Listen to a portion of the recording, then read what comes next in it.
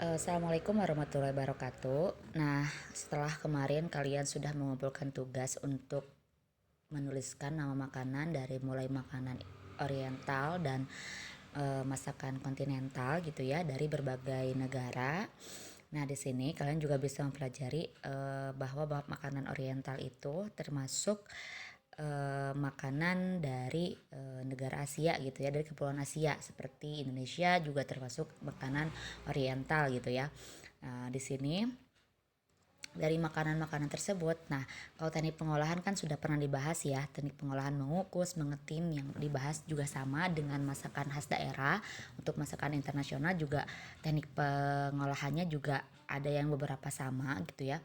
Nah, di sini contoh dari makanan internasional itu adalah yang paling sering kita jumpai adalah spaghetti. Gitu. Jadi spaghetti itu bukan makanan khas kita ya, tapi makanan khas internasional itu spaghetti yang berasal dari Italia gitu ya. Nah, jenis makanan ini memang sekarang lagi banyak digandrungi gitu lah oleh kaum muda ataupun kaum yang udah eh, ibu-ibu gitu ya, udah bapak, karena ini memang masuk ke segala usia gitu ya. Untuk anak-anak yang mau bikin spaghetti daripada beli keluar, misalnya kalian bisa menggunakan resep yang ada di buku PKWU ini gitu ya. Ini resep untuk membuat spaghetti. Nah, uh, yang materi yang akan dibahas di hari ini adalah tentang kemasan olahan makanan internasional gitu ya. Kemasan itu adalah kegiatan penempatan produksi ke dalam wadah dengan segala jenis material lainnya yang dilakukan oleh produsen untuk disampaikan kepada konsumen. Kemasan ini berfungsi untuk menjaga mutu produk agar sampai ke tangan konsumen dengan aman gitu. Banyak faktor yang mempengaruhi mutu produk biar sampai ke konsumen dalam keadaan aman, yaitu tergantung dari bahan mentahnya, tergantung dari metode pengolahannya dan juga kondisi penyimpanannya.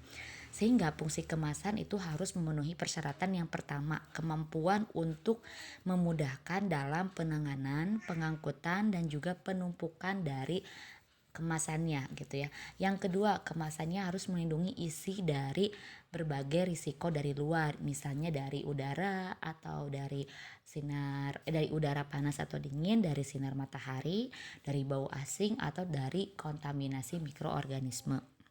Yang ketiga, kemampuan sebagai daya tarik terhadap konsumen. Nah, dalam hal ini otomatis kita harus melihat penampilan informasi dari berbagai bentuk, dari warna dan juga keindahan bahan kemasan juga harus kita perhatikan.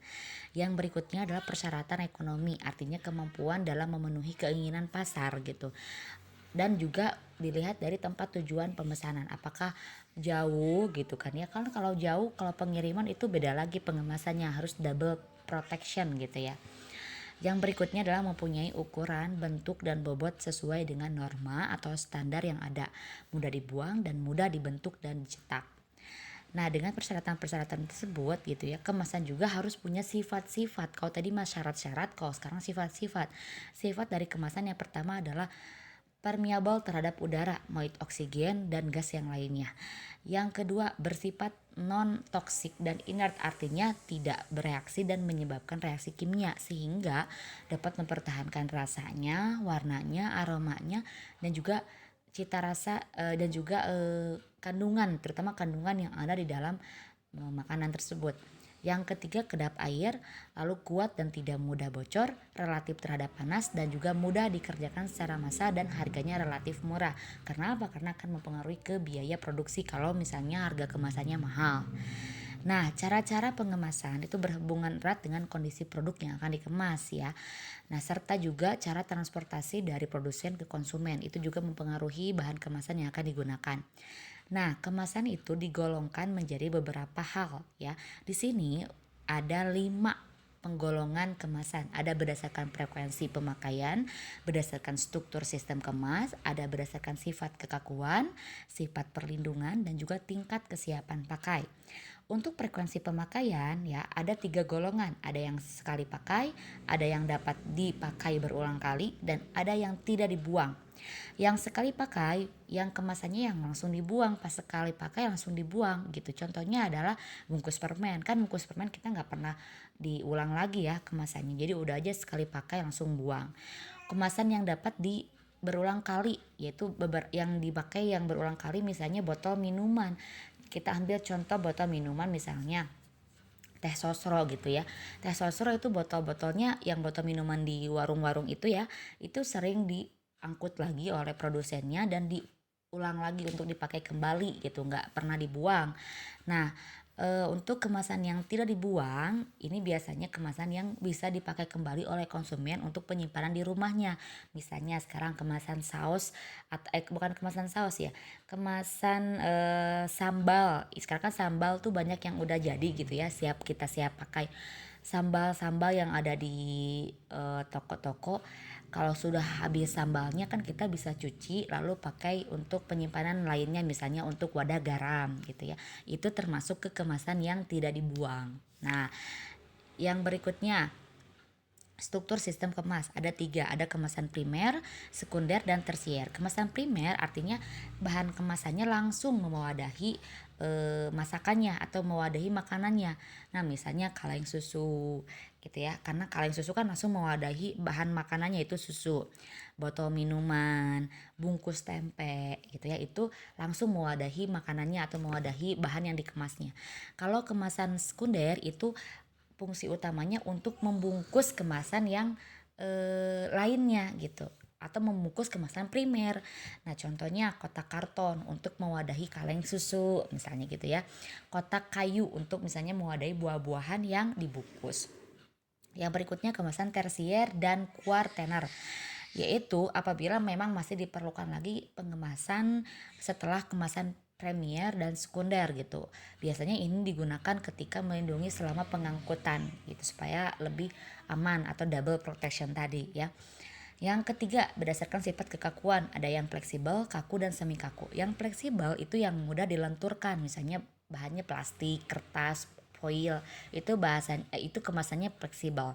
Ada juga kemasannya yang kaku, ya keras gitu, yang tidak tahan benturan. Nah, misalnya kayu, gelas gitu ya, logam, itu kemasan kaku. Ada kemasan semi kaku, jadi kemasannya antara fleksibel dan kaku gitu ya. Seperti contohnya botol plastik gitu ya, dan wadah yang berbentuk pasta. Ada sifat perlindungan terhadap lingkungan, ada kemasan hermetis, yaitu wadah yang sempurna tidak dapat dilalui oleh gas, misalnya kaleng dan botol gelas. Ada juga kemasan tahan cahaya yang bersifat transparan, tidak bersifat transparan, misalnya kemasan logam, kemasan kertas, dan foil. Nah, kemasan ini cocoknya untuk melindungi bahan-bahan makanan yang mengandung lemak dan juga vitamin tinggi gitu. Dan biasanya kemasan yang mengemasi makanan yang difermentasikan gitu ya. Nanti ada banyak contohnya ya. Kemasan tahan suhu tinggi. Nah, ini yang ketiga, jenis ini digunakan untuk bahan pangan yang memerlukan proses pemanasan gitu, atau biasanya suka ada di tandanya bisa dipasak di microwave. Artinya itu menggunakan kemasan tahan suhu tinggi. Lalu yang terakhir adalah kemasan tingkat kesiapan pakai. Ada wadah siap pakai, ada wadah siap dirakit, dan ada kemasan fleksibel. Kalau wadah siap pakai itu memang udah siap pakai, diisi dengan bahan makanan yang akan kita kemas, itu langsung keluar dari pabriknya gitu ya. Jadi langsung kita pakai gitu. Contohnya misalnya wadah kaleng, wadah botol. Kalau wadah dirakit itu masih perlu perakitan kembali gitu untuk sebelum diisi. Jadi dirakit dulu sebelum diisi. Misalnya kaleng dalam bentuk lempengan dan silinder fleksibel, atau wadah yang terbuat dari kertas, foil, atau plastik. Nah, ada juga kemasan fleksibel. Kalau fleksibel ini tergantung dari bahan yang akan kita kemas. Nah, teknik pengemasan makanan internasional ini otomatis gitu ya, seiring berkembangnya berbagai bahan untuk membuat kemasan. Nah, sekarang ini kemasan produk itu mulai diperhatikan oleh konsumen gitu ya, terutama keamanannya dari benturan, keamanannya tidak terkontaminasi mikroorganisme atau terkontaminasi bau asing. Nah, sehingga gitu masyarakat tidak hanya memilih bahan baku yang digunakan untuk membuat menu makanan, namun kemasan produk sehat dan aman jadi pilihan konsumen gitu ya. Karena konsumen tuh makanannya dikemasnya pakai apa gitu. Nggak aman, takut jadi makanannya juga jadi terkontaminasi zat kimia yang tidak baik dikonsumsi gitu ya. Misalnya sekarang kan styrofoam itu nggak baik ya sebenarnya dipakai untuk membungkus makanan gitu. Sehingga biasanya konsumen ingin makanan-makanan mending kajen bawa wadah sendiri gitu kan ya, daripada dibungkus dengan menggunakan bahan kemasan yang tidak baik untuk tubuh gitu. Nah, di sini agar kemasan produk khususnya makanan dapat berfungsi dengan baik, maka bahan membuat kemasan juga harus memenuhi kriterianya. Yang pertama, tidak beracun, kedap udara, kedap air, mudah dibuka dan tutup, antimikroba, mudah dibuang dan juga mencegah kebocoran produk. Jelas ya itu, apalagi kalau misalnya antara produsen ke konsumennya membutuhkan waktu yang lama dalam pengantarannya. Tidak merusak lingkungan jelas ya. Dan cocok dengan produk yang dikemas dan memenuhi kebutuhan ukuran, berat dan juga bentuknya. Nah, sehingga karena timbul gitu kepedulian konsumen terhadap keamanan kemasan produk, maka pelaku bisnis yang bergerak di bidang makanan atau di bidang bisnis kuliner ini menyediakan dan juga menggunakan kemasan produk yang sehat dan aman dan juga sesuai dengan standar kemasan pangan dari pemerintah. Nah, di sini kita lihat di sini ada banyak sekali jenis kemasan ya. Ini kemasannya tergantung dari bahan makanan yang dikemas gitu ya. Nah, disesuaikan. Nah, ada juga selain berfungsi untuk melindungi makanan tapi juga berfungsi untuk menambah keindahan gitu ya. Atau menambah daya tarik untuk konsumen. Nah, ini nih contoh dari makanan yang bisa tahan suhu tinggi. Biasanya kemasannya pakai aluminium foil. Ada pakai kertas gitu ya, pakai plastik juga ada nih. Ini pakai plastik, ini kemasannya pakai plastik.